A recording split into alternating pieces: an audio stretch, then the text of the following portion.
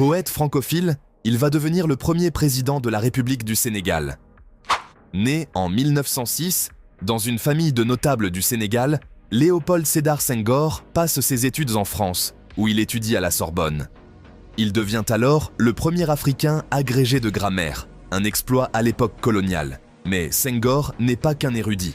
C'est aussi un soldat qui participe à la Seconde Guerre mondiale dans l'armée française. Capturé, il est interné, puis libéré.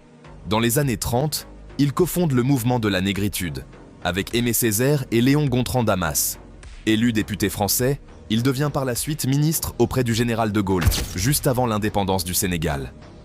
En 1960, il devient le premier président du Sénégal indépendant.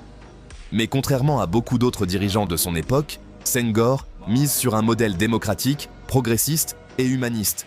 Il modernise l'éducation, renforce la culture et développe l'agriculture. Réélu 4 fois, il quitte volontairement le pouvoir en 1980, après 20 ans de présidence.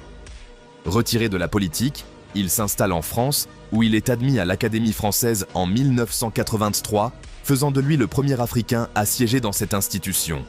Il finit ses jours en France en 2001, à l'âge de 95 ans. À la fois homme à plume et stratège politique, Léopold Sédar Senghor a toujours été un ardent défenseur de l'identité africaine et de la paix à travers le monde.